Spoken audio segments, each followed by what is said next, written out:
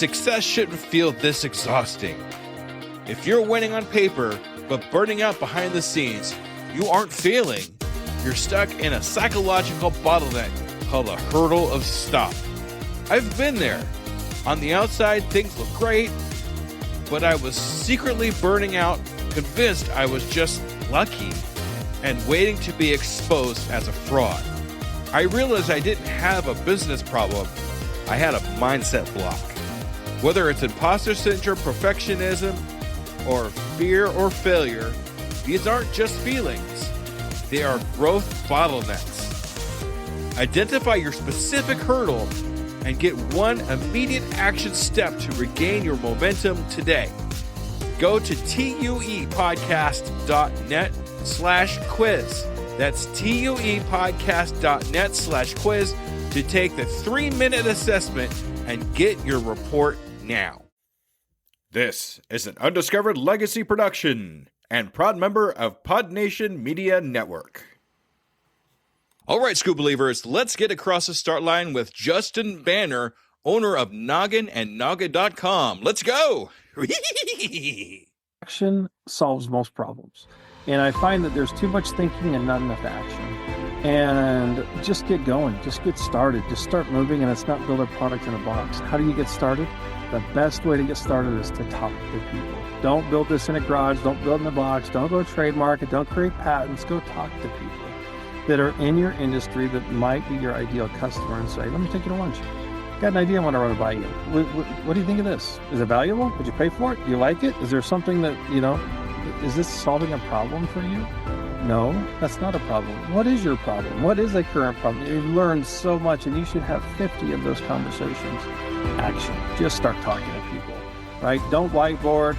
Don't create spreadsheets. Don't trademark. Don't USPTO it. Don't hire attorneys. Talk to people. They are going to be your most valuable source of information and also your first customer. Are you ready to unlock your entrepreneur potential? Are you ready to break free from all the barriers holding you back? Then you've come to the right place.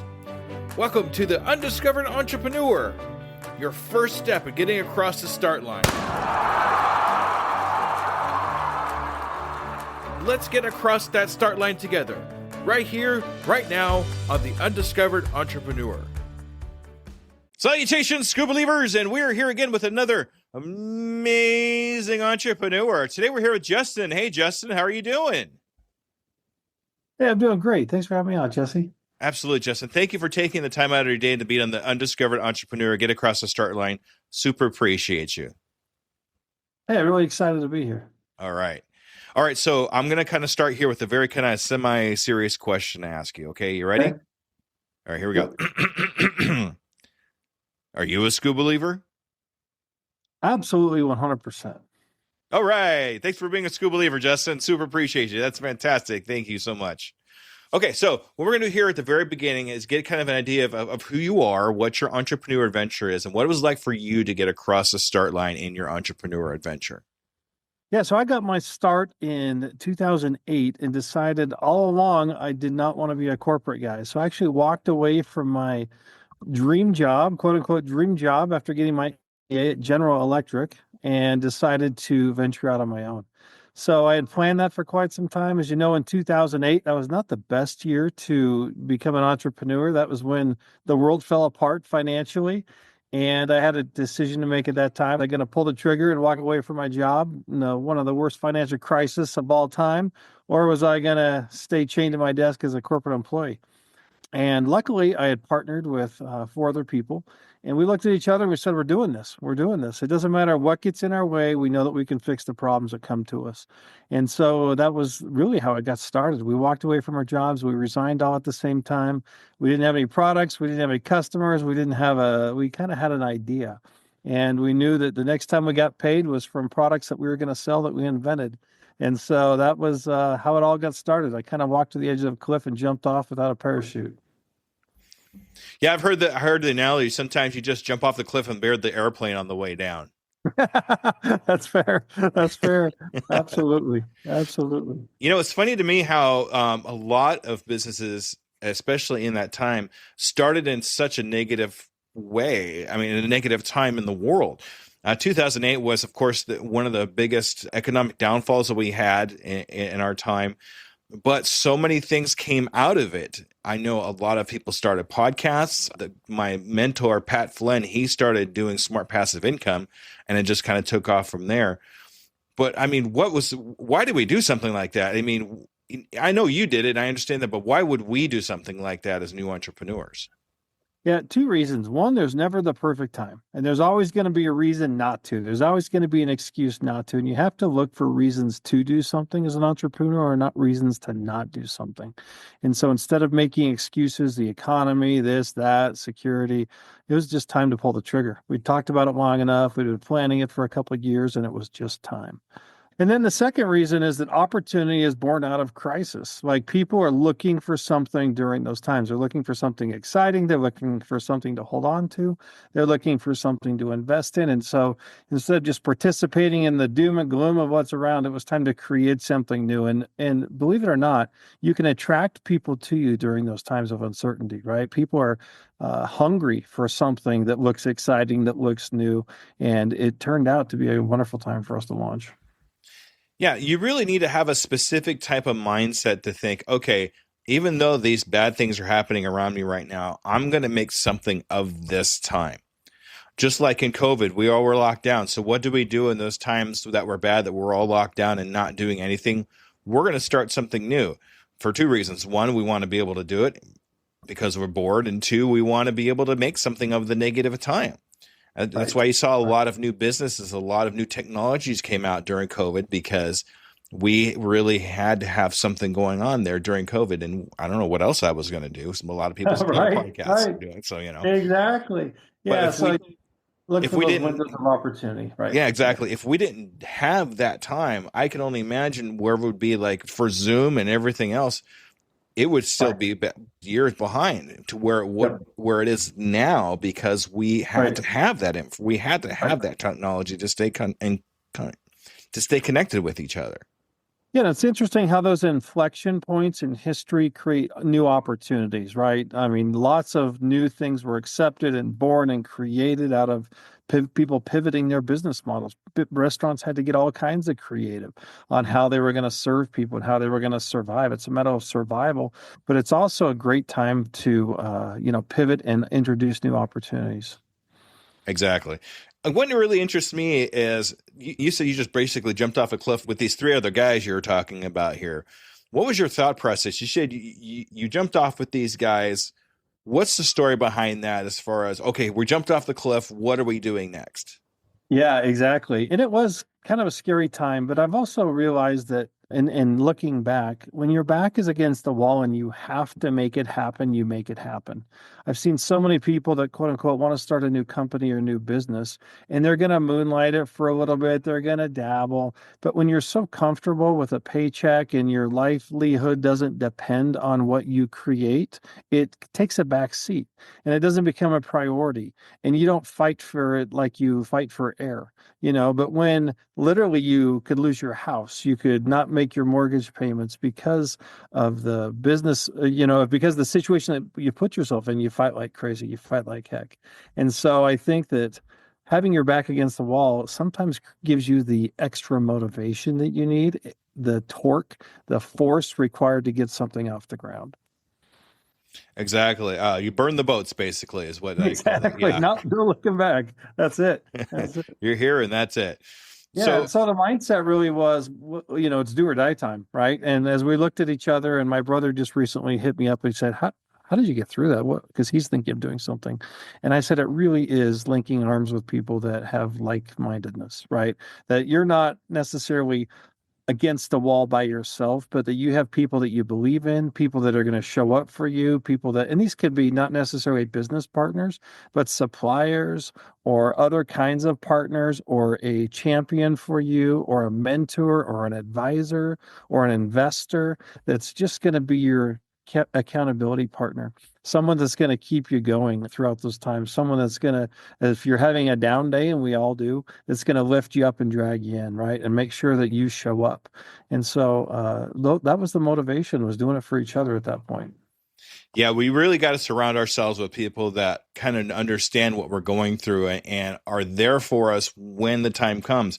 You really were lucky that you had other people to jump off the cliff with. A lot of entrepreneurs are jumping off the cliff by themselves and flapping their hands trying to fly. Yeah. But it's the people that we surround ourselves with during that Right. time is really what makes the biggest difference if we're going to succeed or not. If we hang around people that are going, what are you doing? Why are you doing this? You're crazy for doing this, and having negative, you're more likely to not actually get through with it because like, oh, what if they're right? Your brain starts thinking a little too much Does. about what's It does. going on there. It Instead of does. hanging around people that are going, oh, that's great. What can I do to help? What do you need 1000%. from me? I want to be part of this. I want to be part of your entrepreneur adventure and help you along in this. Those are the people that you need to keep around you for Yep. anything really. No, you're right. You're right. Create a tight circle of people that are going to create energy for you and not suck energy from you, right? And that's really what you have to have. Yeah, it's a hard enough process to build something from nothing that you have to have that extra kind of fuel in the tank that somebody else can bring at some point in time. Could be a partner, could be a loved one, and there's so many different options. But it's not the Reddit groups and the saying, my business sucks. Stay out of those threads, right? Or I did it and I hate myself for doing it. Like, don't get caught up in the mire of all of the people that are kind of bottom feeders and sucking energy out of the equation. Make sure that you're finding additives. Yeah, stay away from the energy vampires. That's what I call those I people. like those. That's a great name. And there's plenty of them. There's plenty of them. Yep. There really is. Tell me about the first product you actually made because you jumped off the cliff and then made the product. Tell me about the first product you actually came up with.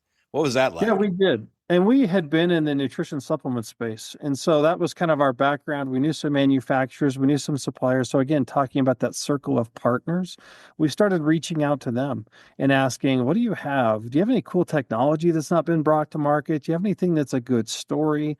And inevitably, all of these things started bubbling up, and we had a surplus of opportunities when we told them what we were after. And it ended up that we found a doctor partner, and he helped us kind of create the first system. It was a 3-product system that we created. And so all of it just kind of came together, right? Because we were hustling every day. We were talking to people. We were plugging into people in the industry. We were asking what they had, what they could do, how we could partner.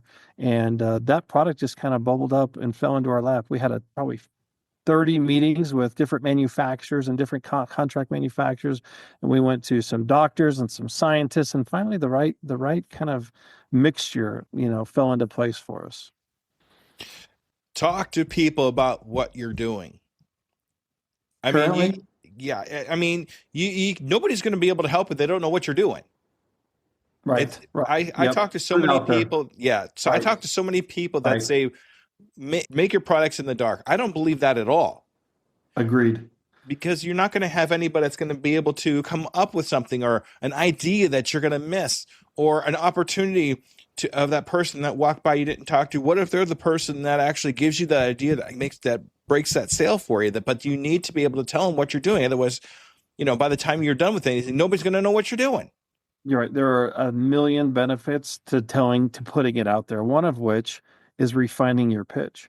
Just explaining what you do in 10 seconds and watching the reaction. Is it a deer in headlights look, or is it that's really cool? Or tell me more. Like, you start to refine your pitch, and if it's deer in headlights every time, then your marketing's going to suck, your ads are going to suck, your go to market's going to suck, right? And so just getting it out there and explaining to the layperson who has no idea what you're doing. Is it resonating? Do they see a pain that you're solving? Are they wanting to participate? Do they get excited? Start to gauge reactions, and you have to mold and craft and update and pivot until you find that. But if you're just doing it in a black box with ChatGPT, you'll never know, right? You'll never know. Yeah, exactly. And story is so, I mean, you touched on story. Story is so, it's especially nowadays. We need to have the story for people to relate to because that's really what turns people onto what you're doing is a good story. 1,000%. It creates that emotional connection and a bond, right? Everybody has products, everybody has benefits, everybody has differentiators, but give me a reason. Give me a reason to, partner up with you. Give me a reason to buy from you. Tell me how this got created. That entrepreneur story, man. People root for the underdogs. People root for the little guy. They want to help you. They want you to succeed. And so the more you can put it out there, the more champions you're going to find that you have, and the better it's going to get. And don't think that you're really competition. I mean, yeah, there's a lot of Right. people that are in the space, Yeah. but Yeah. reach out to these people and ask for help. You Right. don't be afraid to do it. Don't think that you're competition or you're like they're not going to tell you anything or be mad at you Right. for reaching out to them. These are people that genuinely want to help you succeed. 1,000%. Even people serving the same niche, you'll find if you start with, hey, can I understand what you do so that I can refer people to you that don't fit my model? Yeah, that the door is wide open now, right? Now they want to talk. And then at the end, you say, and if somebody doesn't fit your model, feel free to send them my way. Here's what I'm working on, right?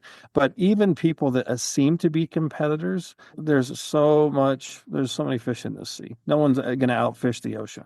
Like it's just forever, forever, forever endless customers. Don't have a scarcity mindset. Have a, that openness, abundance mentality, plenty of fish for everybody, share with everybody, give it away, help people, refer people, ask if you can refer people, and all these doors, get knocked down. And a lot of them become strategic partners that help you grow over time. Absolutely. There's 8 billion people on this planet. There's going to be some people left over for you. Don't worry. Right.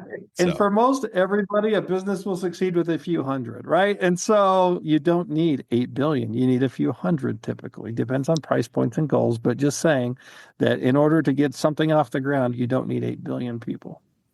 I know Pat Flynn touches on this too on his book called Superfans, but all you really need is 1,000 people out of $100 a year. Yeah. Oh, a year. A year. I A like year, that. I think you I'd get say a month. 1,000 people Yeah. to spend Yeah. $100 a year on you, and Right. that's $100,000. And you That's and all you've you got a need. very successful business. Right. You've got a Exactly. very successful business. Great way to frame it. And you start to frame it like that, and you don't have to become the next Facebook, right? You just have to create something that just gets you off the ground and creates a foundation of cash for you to work with. Exactly. Exactly. So okay, so you made your first product, and things are going along well.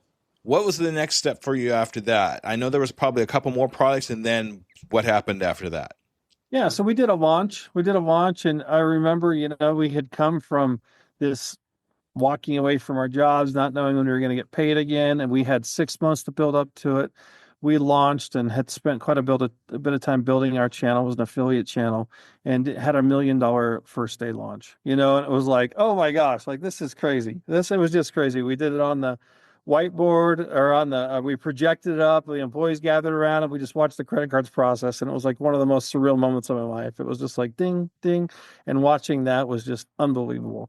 And so, that got us a great foundation to work from. And we ran that company for about 10 years before selling it and expanded all over Asia, and it was a great company that did, a couple $100 million in sales. So it was a great run. It was a great run. A lot of stories in between the beginning and the end there, but those are the bookmarks. Fantastic. I'm sure we'd be here a lot longer if we went over every single I'll story, spare you the but detail. yes. All right, that's awesome. So now we've experienced that and have done that. What are we doing currently now? Yeah, so I'm working on a project called Noggin, which is helping anybody that's got a business to create systems and processes. It sounds really complicated, but it's not. In fact, we found that the most tools on the market are way too complicated. We're simplifying it in just to a digital checklist.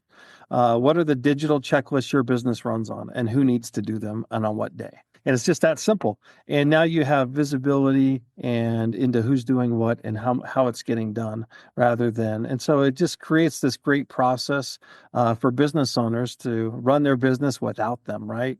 They don't have to show up. They don't have to bark out orders. They don't have to tell people what to do.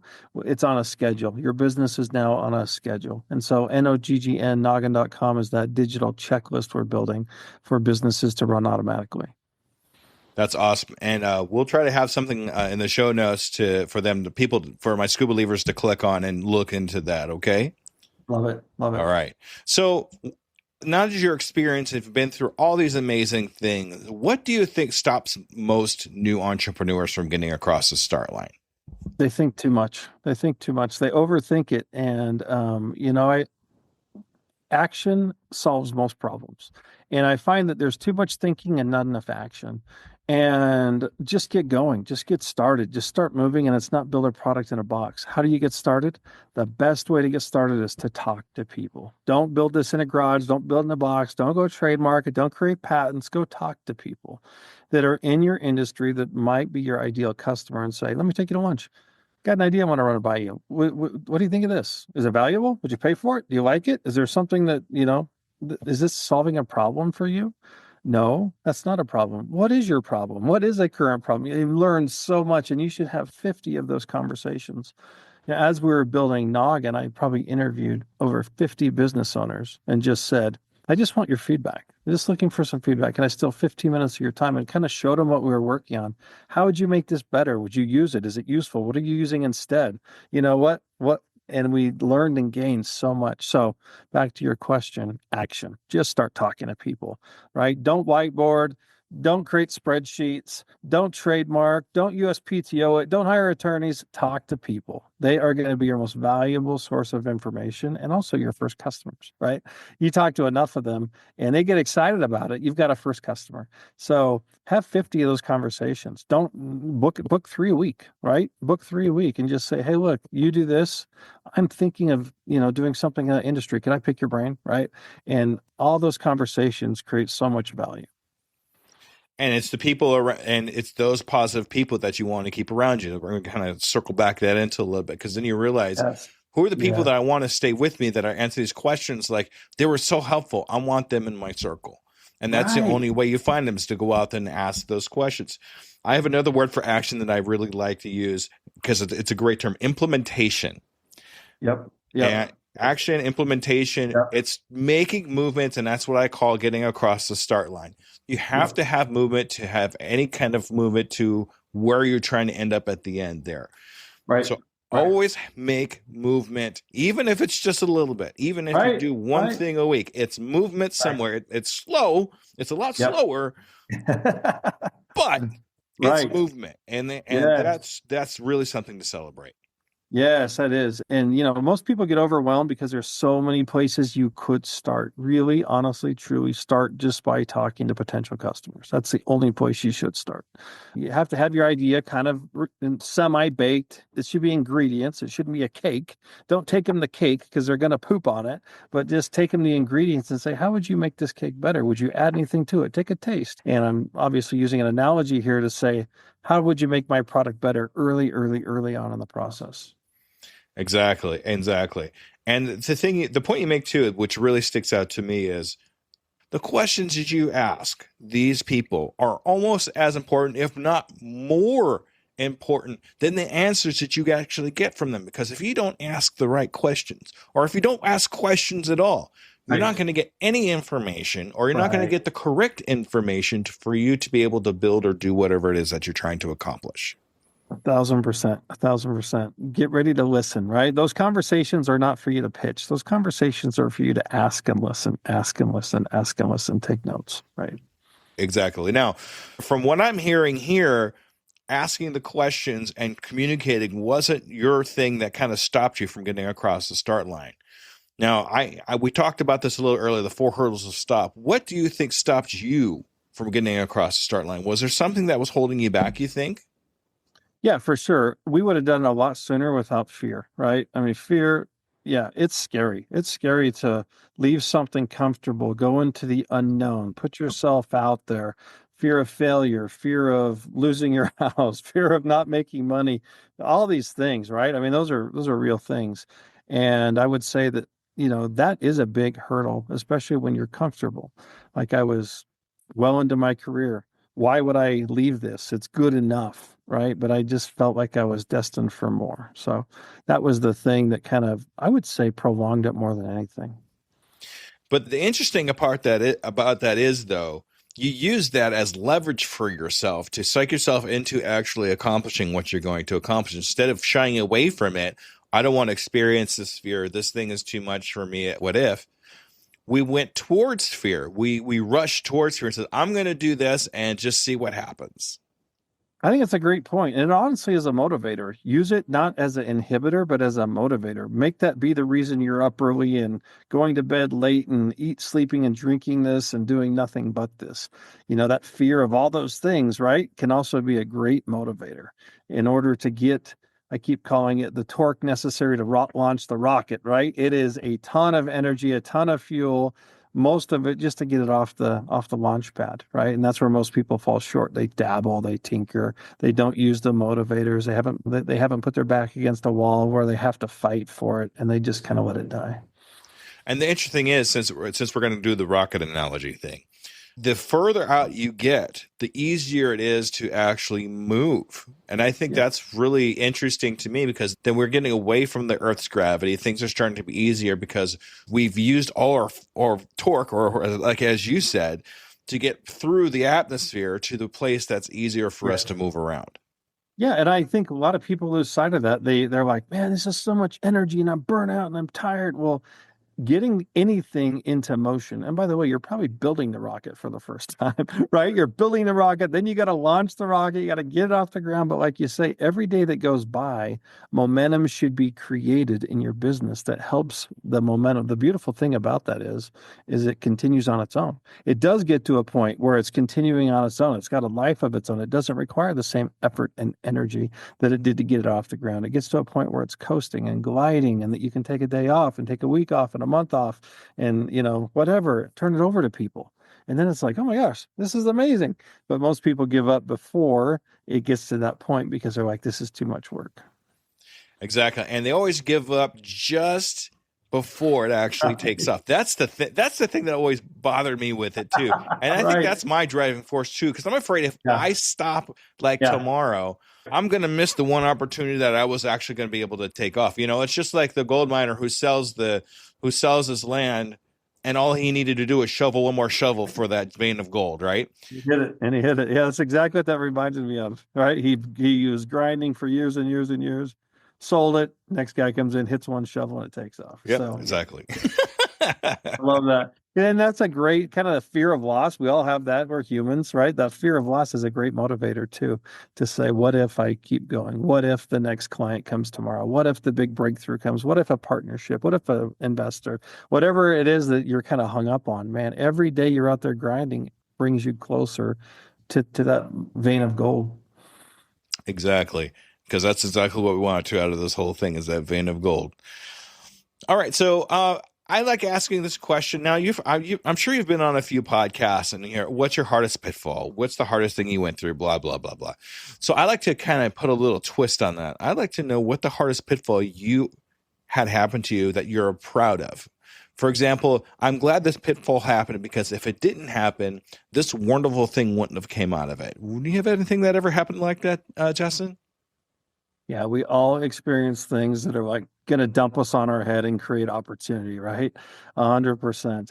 An interesting one is that just before Noggin, I had a digital agency, and we thought we had it all figured out. We knew the industry, we knew the vertical, we knew the people. We went to a trade show and we put together a pitch, and nobody bid. And it was like, wait a minute. Like, we have this whole thing mapped out. And what we realized was that it was just too complicated, right? It was too complicated. It was too expensive. It was biting off too much. They were glazing over. We went back, and that was after like 6 months of work, right? We talk about working in the dark, and we thought we had this refined, beautiful thing that nobody could say no to. And that's a point at which we could have said, this isn't the right vertical. This isn't the right market. This isn't the right. Well, what we really needed to do was create a better value proposition and make it more clear. And so we went back and totally repackaged everything. And we went to the next trade show and had 25 clients sign up. Like, it was unbelievable. And it was like, oh my gosh, that was easy. Where's that been? So I think that that's an interesting one, that every time you kind of hit a wall, that's not a no, that's a try a different approach, right? I did an old cold email campaign and nobody replied. Well, try a different approach. It's not a no, it's try a different approach, and just keep refining and honing until you get the breakthrough. That's one that came to mind, where we had hit the wall. And then because of it, we were able to kind of go back, refine, work harder, and then create a breakthrough that ultimately ended up adding 300 customers. That's great. A lot of times the hurdle is not in the way, but the hurdle is the way.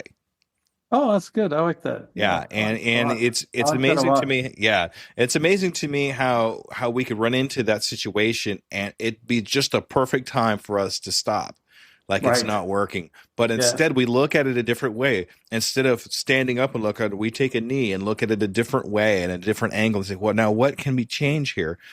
And getting rid of the friction is definitely a good way to kind of rethink how things work. How can I make this simpler for somebody to look at? How can I make this for simpler for somebody to buy? Maybe we're giving them too many steps and they just Yep. want one step, you know. Yep. And there's so many ways to look at it a different way.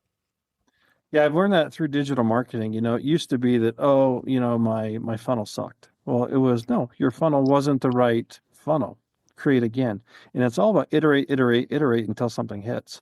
Like think about how even Facebook does it today with ads. It's like throw four new creatives a week in there until something hits, and you might be on creative number 240 before something hits, right? That's the same thing we have to do with our messaging, with our product. It's just this constant iteration until something just hits a sweet spot and takes off. Exactly. Thank you for that. That's awesome. Appreciate that.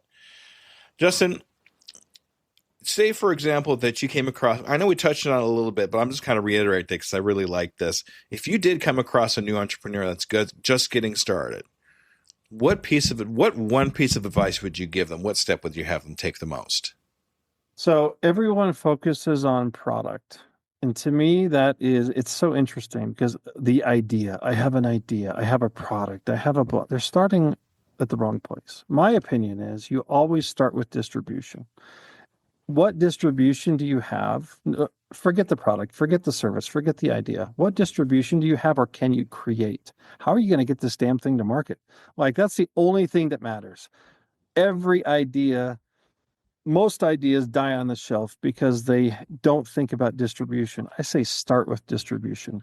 How are you going to get this thing to market effectively? How are you going to acquire new customers at a profit? How are you going to, right? If you don't have that distribution model figured out, then you need to start educating yourself until you have one and become an expert at distribution, not at product. Then you can say, what product or service would fit into that niche, those people, what resonates with that audience. But if you don't have an audience or a distribution strategy or anything in place or a way to build it profitably, you have nothing. So I say start with distribution. It's kind of backwards. It's flipping it. It's on its head. Most people say start with product, find distribution. I say don't even worry about product or idea until you think through distribution at a minimum. So how do you think through distribution? You start educating yourself. There are crazy number of ways to distribute products today, an infinite number of ways to promote and distribute products. Are you going to do cold email? Are you going to do affiliate? Are you going to do retail? Are you going to do right channel? Are you going to do partners? Are you going to do distributors? Like there could be a book written of 50 ways to get a product to market. Become an expert at that. And then now you have a chance at getting your product into the hands of consumers. But you have to figure out channel and distribution first. Yeah, because if you don't have a way to get stuff out to the customers and whatnot, what's the point? You could have Yeah. this awesome doohickey or whatever it is that's just fantastic, and everybody in the world's going to want one. But how are they going to get it? Right. Now Yeah. you have to go backwards. When I built that affiliate business, my very first one, nutrition supplements, I was shocked at the number of inventors and scientists and doctors and manufacturers that wanted to give us their products. They had these great products. They had no way to distribute them, right? We had built the channel. That's the value. The most valuable thing you can build is a distribution channel. That is worth gold, right? Products aren't worth anything on their own. Ideas aren't worth anything on their own. The distribution channel, there's so much money and value in distribution. All right. Awesome. Great advice. Thank you so much for Justin. I hope everybody write that down, Scuba Believers. Okay. All right. So I have a tradition I have with all my guests. In the next 6 months, where do you see yourself and your company? Do you have a 6 month goal for yourself? We do, and we're super early on to be 100% transparent. We started with an alpha group of about a dozen clients that are testing the product and giving us feedback, and we're in this constant iteration loop, right? We're giving them feedback, we're changing the product, we're getting it back in their hands. We hope to add 25 clients in the next 6 months that are in our beta group. And so we're just kind of doing this expansion very systematically before we try to scale. but we want to kind of expand out the circle, and it will get, it's super tight right now. These are partners, these are investors, these are friendlies, these are, people that markets that we want to break into that we're testing. And then as we expand out to our beta group, we're going to be able to get more feedback, make the product better, refine it even more. And so we hope to just be at our beta stage where we've added 25 more, and we have a wait list right now that we're adding people to. And when we're ready for that next tranche, and then it'll just kind of expand out, and then there will be a time when we're ready to scale it. But we're in the super early formulative stages right now. All right, that's awesome. So what I'd like to do with you, Justin, if it's okay, is in 6 months, I'd like to follow up with you in another interview. I think it'd just be like amazing. this one. Oh, yeah. And then we're going to see if you've actually gotten those 25 clients for your beta group. Is that okay? 100%. I love that. All right. Because now you're not just accountable to me, you're accountable to all my Scoop believers out there. So don't let them down. Exactly. No, that's great. That's great. I love it. All right. All right, Justin, this is your time to shine. This is the time where I want you to advertise yourself. How do we get a hold of all that good stuff? Okay, ready, set, go. Yeah, it's super easy to find me. It's Noggin, NOGGN.com. And the easiest way is just to fill out a form, no matter what you want to do. If you want to chat, if you want to banter, if you want to expand on an idea, or get on our beta waitlist, fill out the same form. It's just on Noggin.com. It's our beta waitlist group, and I'll be sure to reach out. All right. Justin, this has been a fantastic episode. This has been a fantastic conversation with you. I learned a lot. I can tell you that too. And I love building things on the way down off the cliff there. So that's amazing. Hey, you're easy to banter with. It was great I appreciate you. All right. All right, Scuba Believers, make sure you stay tuned for the wrap up. Okay, everybody. Bye-bye. All right, Scuba Believers, that was Justin Bannon. What a great conversation. I love talking to him about his story and where he came from, and just he was amazing to speak to. But as usual, I do have two major takeaways from this episode I want to share with you. Opportunity is sometimes born out of crisis. When your back is against the wall and you have to make it happen, you fight like you're fighting for air. Most people give up just before the breakthrough. Just like the gold miner we talked about, who sells his land one shovel away from striking gold. It's really important not to give up, because you have one more thing you need to do, one more chance to give that might break you through. Don't give up that chance. Don't lose that opportunity. Opportunity is waiting for you to make that one final step. So take it. Start with distribution, not product. Everybody focuses on building the perfect idea in isolation, but the only thing that matters is how you get it to market. Master the channel first and find what fits, because a great production with no distribution dies on the shelf. It's important to know what we're doing, but I think it's more important to know how we're going to get it to people before we build it. Have the main idea, but we have to have a way to get it out to people, because if we don't have a way to get it out to people, whether we have it right here or not, it's just going to sit there. Let's have an idea how we get out to the people that want it before we do anything else. And with that, I'm going to say thank you very much, Scuba Believers, for another fantastic episode, and I will see you next week. Goodbye, everybody. And there you have it, future entrepreneurs. We've taken another step towards our journey to get across that start line. Remember, every great business starts with a single idea and the courage to pursue it. You've already shown that courage by joining us here today. As we wrap up this episode of The Undiscovered Entrepreneur, I want to remind you that the start line isn't as far away as you might think. With each bit of knowledge you gain, each fear you face, you're getting closer to launching your dream. Until our next episode together, keep pushing, keep dreaming, and most importantly, keep taking those steps across the start line. They'll all add up to big strides in your entrepreneur adventure. This is Scoob, your guide across the start line. Remember, your future is waiting. I can, I am, I will, and I'm doing it today.